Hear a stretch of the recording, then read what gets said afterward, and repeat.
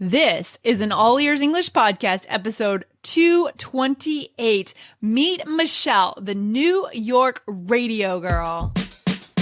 Welcome to the All Ears English Podcast, downloaded more than 5 million times. We believe in connection, not perfection. You'll finally get real native English conversation with your American hosts, Lindsay McMahon, the English adventurer, and Michelle Kaplan, the New York radio girl, coming to you from Boston and New York City, USA. She is a New Yorker. She's a singer. She's a songwriter, a traveler, and a dog lover. She eats peanut butter and cheese sandwiches, and sometimes she even dumps her popcorn in milk. She is our delightful new co-host, Michelle Kaplan, and she is finally here to join us on the All Ears English Podcast. Let's welcome Michelle to the show. In today's episode, you will meet our new permanent co-host, Michelle, and you'll learn how to get to know someone naturally in English. You study for hours with your grammar book in your room, but when it comes to speaking, you freeze, you get nervous. The only way to stop this problem is to practice with a native teacher on a regular basis. Go right now to allearsenglish.com/italki. Book your first lesson and you'll get $10 as a special gift for All Ears English listeners to go toward your next lesson. Go to allearsenglish.com/italki. Hey, Michelle, how are you doing today? Hi, Lindsay. I'm doing great. I'm so excited to be here. Oh, well, we are so happy to have you. I'm so excited to announce, to bring you to our audience today. Thank you so much for joining us here on the All Ears English Podcast. Oh, thank you so much. It's my pleasure. Guys, we have our new permanent co-host here, and today you're going to get to know Michelle. I'm so excited, Michelle. So let's do this today, Michelle. So we want to have a little conversation to get to know each other. And what we want to do is we want to show our listeners here what it's like to get to know someone. For example, if you're at a party and maybe you know a few things about someone, but you're just having a little chat. Does that sound good, Michelle? That sounds perfect. All right, so let's do it. So Michelle, you're from Washington, D.C. Where are you from, by the way? Where are you from originally? I'm originally from Washington, D.C. And I grew up there and moved to New York several years ago. Awesome. So what was it like moving to New York from DC? I mean, how was that?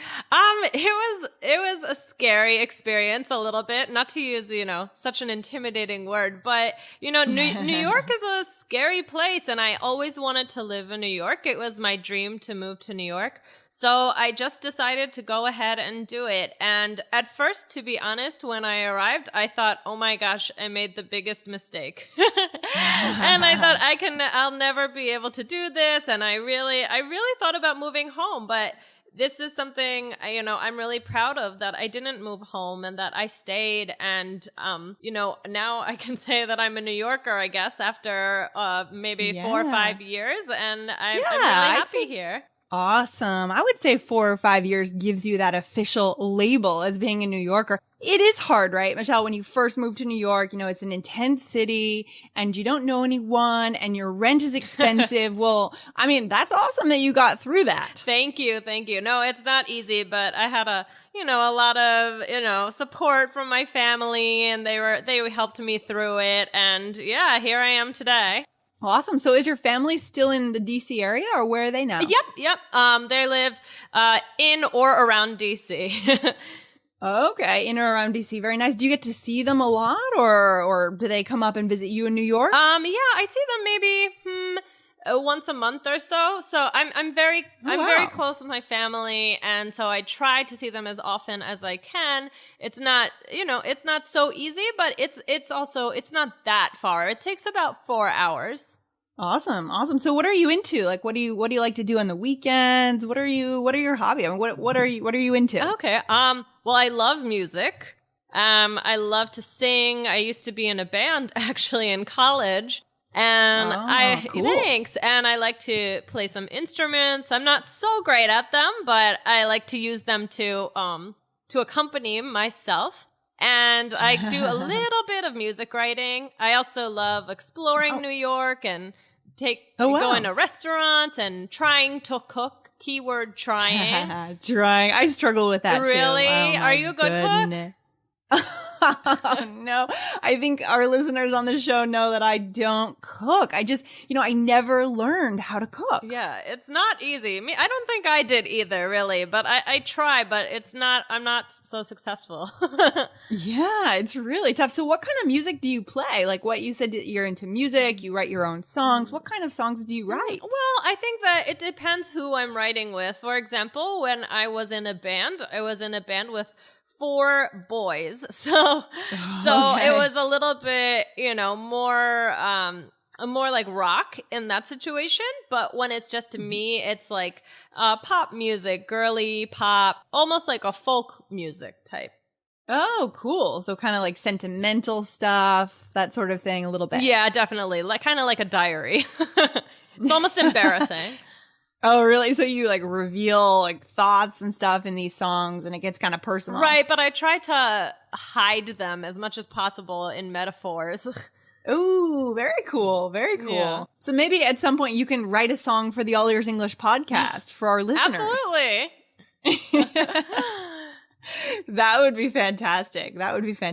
And so did you go to college in New York or did you go to college down in DC or where'd you go to school? I went to the University of Maryland in College Park, Maryland. Yeah. So, and I loved it. So what school did you go to? Oh, actually, I went to the University of Mary Washington in Virginia. So close to Maryland, not too far. Right? Yeah, for sure. I know. I actually had a lot of classmates who grew up in Maryland. Really? Yeah. How did you so you went to a huge school. How did you like going to such a large university? I enjoyed it. I think it was scary at first because it's similar to moving to New York, right? You don't know anybody and you walk around and it's, a little intimidating, but as you become comfortable with the campus, you know where you're going because it is so big. It's hard to navigate. How many students go to College Park, Maryland? Oh gosh, I'm terrible at these questions. I don't know, like 15,000 or more. Yeah, it's massive. My God. I think it's around that much, but I could be completely wrong. But yes, it's a huge, huge school. But it's funny, after you become comfortable and you know where you're going, you start to realize that as you walk to class, you're waving hi to so many people. And in the beginning, you knew no one. And it's just surprising because there are so many people. You wouldn't think that you would run into so many people just as you're walking to class. Does that happen to you in New York as well? Because I found that often happened in New York when you don't want to run into someone, right? When maybe you're in an awkward situation with the person and then, there's the person you run into. I have definitely had that experience. It's shocking because, again, such a big place, you wouldn't imagine that you just bump into somebody, but it happens all the time. Yeah, it's so funny. So funny. Wow. Yeah. So when I chose my college, I looked for a pretty small school, so that's why I went to Mary Washington because there are only about 5,000 people. But you didn't have a problem going to such a massive place? No, I think that at first it was intimidating. Definitely. I'm not like the best person with change. And especially as, I was 17 when I started college. Wow. So you were young. Right. Being young and, it's kind of I walked around a little bit frightened, but after a while, I would say it took a few months to get adjusted. But after I got adjusted, I was very happy there. And then you develop a small community rather than just a big school. Instead of seeing it as this gigantic place, it becomes very small once you have your friends and maybe you join some organizations and student groups. It's great. Awesome. So yes, you get your community and so you're not just kind of lost in the crowd. Absolutely. Absolutely. It doesn't seem so big after a while. Yeah, and there are some perks to going to a big school, right? You probably had some cool football games, the typical American college experience, right? Did you go to the football games in school? Yes, I did. It was really fun. That part I enjoyed. That's actually one of the reasons I chose a big state school, because I was looking for that typical, American college experience. So it's not that I'm a big football fan, because I'm not at all, but I thought that it would be fun to go to a school where there's a lot of school spirit and things like that. So, I loved going to the football games, and it was a lot of fun. I don't know anything about football. I don't understand it. I don't even try. But Me neither. You don't watch football either? Oh my gosh, no. I mean, I tried in high school going to some games because I was hanging out with some of the football guys, but I could never figure out the rules. Yeah. People have explained it to me so many times, and I don't think I'm interested. I know that it's interesting to people, and obviously there's a reason it's so popular, but to me, my favorite sport is basketball. Oh, cool. That's fun to watch too. Yes. And so what's the big team in New York? Is that the New York Knicks? That's right. Is that Oh, and do you go to the games sometimes? I do sometimes go to the games. This is the only sports team that I really, really care about, and it's a shame because they're not a good team at all. And yeah. But I know a lot about the Knicks. When I was little, my brother, my parents are originally from New York, so I always had kind of an attraction to New York. And my brother decided to like the Knicks, and so I was maybe like 7 or 8 years old when I started watching the games, and I would cry when they lost. Like, I was you got so emotionally attached. I was so emotionally attached. And actually, just a couple years ago, I cried again when they lost. And they lose a lot, and it can be embarrassing when you cry in front of people about sports. That is a little embarrassing. Even if, especially you didn't feel like you could hold back the crying. You just happened. No, well, I did go in another room. Okay. Man. Wow. Well, this has been cool. I feel like I've learned a lot about you here. Thank you for telling us about that stuff. Hey guys, we're going to take just a minute here to thank our sponsors. You guys know that I speak Spanish, but my level in Spanish is intermediate. And that means that there are many things that I don't know how to say. And sometimes when I'm speaking in Spanish, I'm afraid that people think I'm not smart. And it creates insecurities for me. Maybe you have the same problem with your English. Well, I've found a solution for my Spanish. I like to practice online using a native English tutor. And I do that at italki. So you can do it too. If you sign online to allearsenglish.com/italki, you can book your first lesson, and then you'll receive a free gift of $10 just for All Ears English listeners to book your next lesson. So go right now to do this to allearsenglish.com/italki. Michelle, let's jump into kind of going back and recapping for our listeners this conversation that we've just had, because not only is this our first awesome opportunity to meet you and to bring you on the show, but this is also such a cool opportunity to show our listeners what it's like to have that first conversation with someone that you meet at a party or at a networking event. And I thought this was a pretty realistic conversation. What do you think, Michelle? Absolutely. One of the things that I thought was very realistic was how we transitioned from one topic to another. Absolutely. Right, because you said something, you asked me an initial question, something to start off with, and that we say, it snowballed. It led to every other topic. Yeah, exactly. So go ahead. No, it's fine.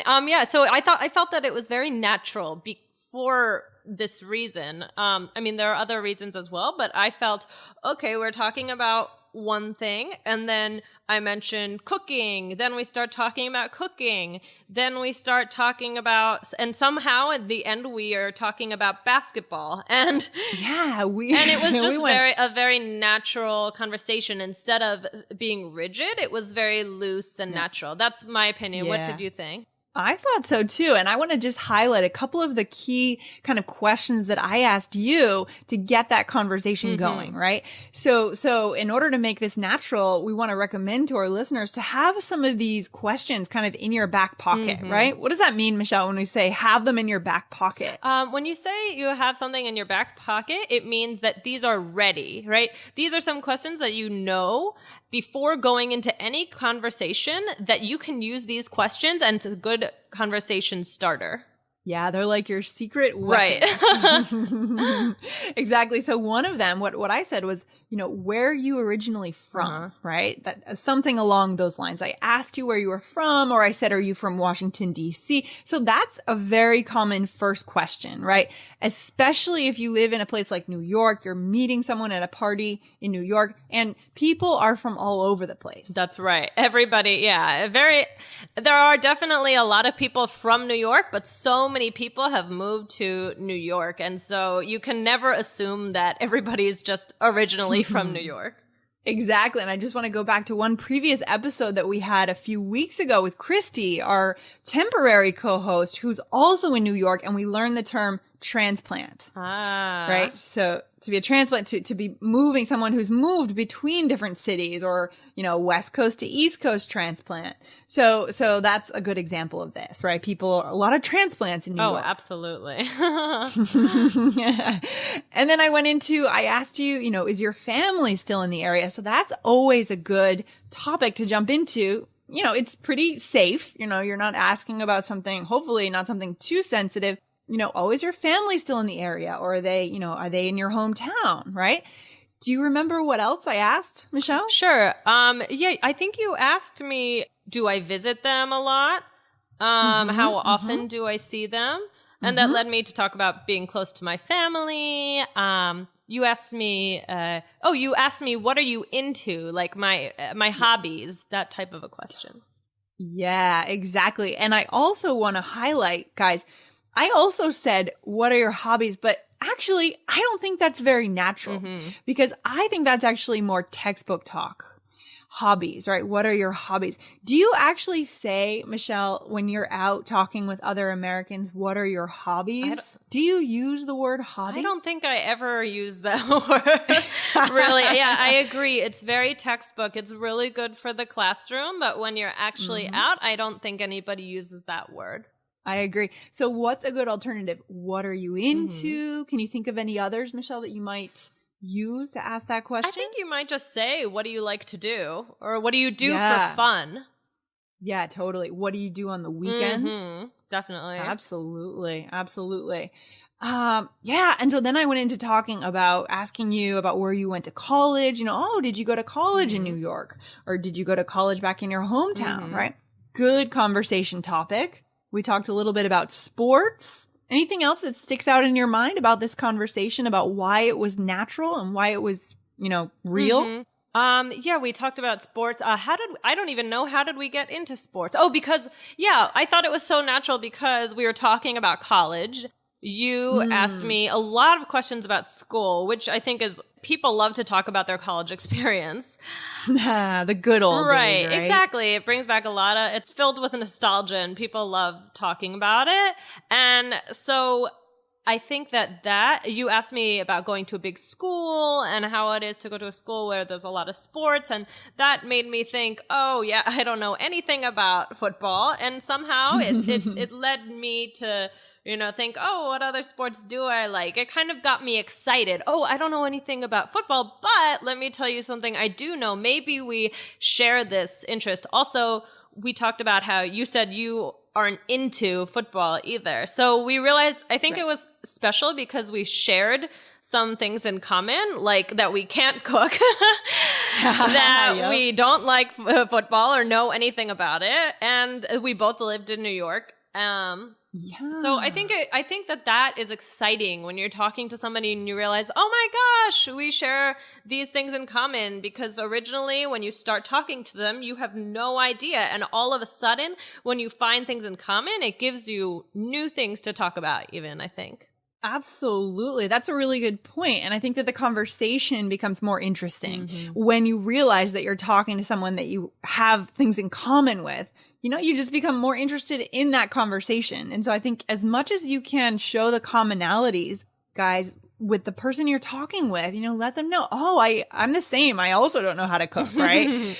Or, oh, I used to live in New York too. That's a really good way to build that relationship right from the beginning at that initial conversation. Yeah, I completely agree. Awesome. Well, this has been fantastic. What a cool way to kick off our new co-host. And thank you so much for joining us today, Michelle. And we're excited to have you on the show. And this is just fantastic. I hope you guys have enjoyed this episode, and feel free to drop us a message at allearsenglish.com/228 and let us know what you thought about today's conversation. Thank you so much. I'm so excited to be here. Thanks, Michelle. See you soon. Thank you. If you believe in connection, not perfection, and you want to put your ears into English more often, please subscribe to our podcast in iTunes on your computer or on your smartphone. And hey, if you liked today's show, please let us know with a review in iTunes. Thanks so much for listening, and see you next time.